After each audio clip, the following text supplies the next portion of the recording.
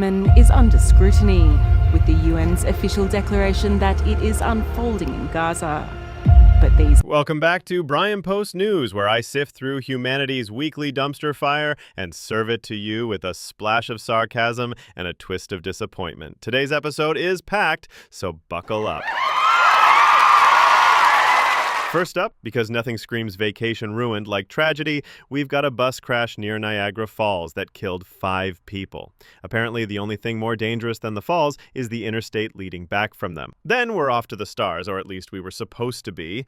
SpaceX has once again scrubbed its Starship test launch. At this point, Elon Musk's rockets cancel more often than airlines. Meanwhile, in India, a horrifying dowry murder case just got darker, with the husband and brother-in-law of a young woman arrested. Tradition meets tragedy, and once again, the family that kills together goes to jail together. And if that's not bleak enough, the United Nations has declared a famine in Gaza, with over 500,000 people on the edge of starvation.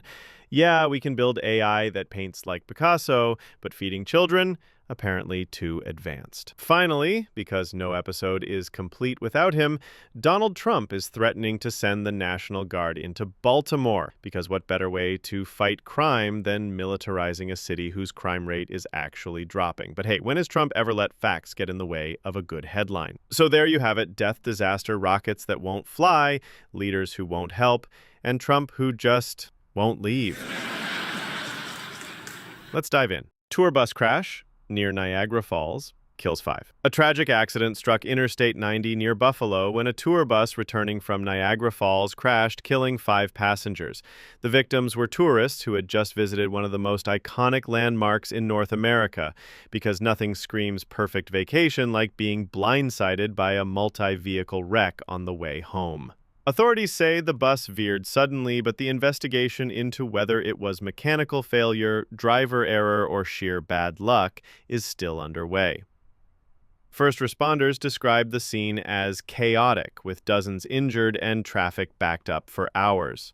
Families are mourning loved ones who never expected their sightseeing trip to end in tragedy. It's the kind of story that makes you realize life really can flip in seconds, and that sometimes the dangerous thrill isn't standing near the slippery Niagara Falls edge, it's taking a bus ride back through New York State. And speaking of vehicles going nowhere, Elon Musk's rocket isn't doing much better than that bus. SpaceX scrubs 10th Starship test launch? SpaceX canceled its 10th Starship test launch today due to what they're calling a ground systems issue. Translation? Somebody forgot to turn it off and back on again. This is the latest in a long string of delays, because apparently the only thing Starship can successfully launch is memes about Elon Musk. Now, don't get me wrong. Musk promises this giant rocket will one day carry humans to Mars. But at this rate, it'll be 2080, and he'll be a hologram still tweeting, "Next week for sure, guys." Fans of the program insist delays are part of innovation, but critics say SpaceX is starting to look like that friend who constantly cancels plans. You stop believing them after the 5th excuse. Meanwhile, NASA scientists are quietly reminding the world that while Musk is busy not launching rockets, climate change is already burning the planet we live on. But hey, priorities, right? And while Musk keeps stalling his spaceship, in India, some men decided the real rocket fuel of marriage should still be dowry payments. Spoiler alert, it ended with handcuffs. Dowry murder in India. Additional arrests made. In Greater Noida, police arrested the husband and brother-in-law of a woman named Nikki, who was allegedly murdered over dowry disputes. For those unfamiliar, dowry is the charming tradition where a bride's family is expected to give gifts, cash, or property to the groom's family. You know, because nothing says romantic union like treating your daughter like an ATM. The case has shocked locals, not because dowry violence is rare, but because it's depressingly common in India despite decades of legal bans.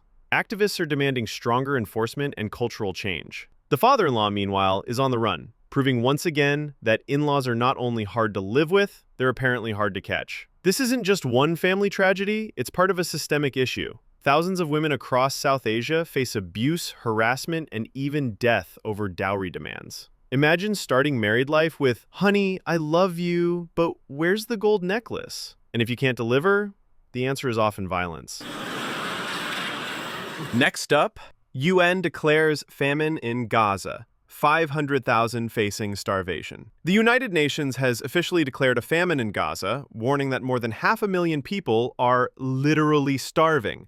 Yes, in 2025, while the world argues about AI and billionaires' Mars fantasies, there are still kids going to bed hungry, not because of lack of food on Earth, but because politics and war choke off supply.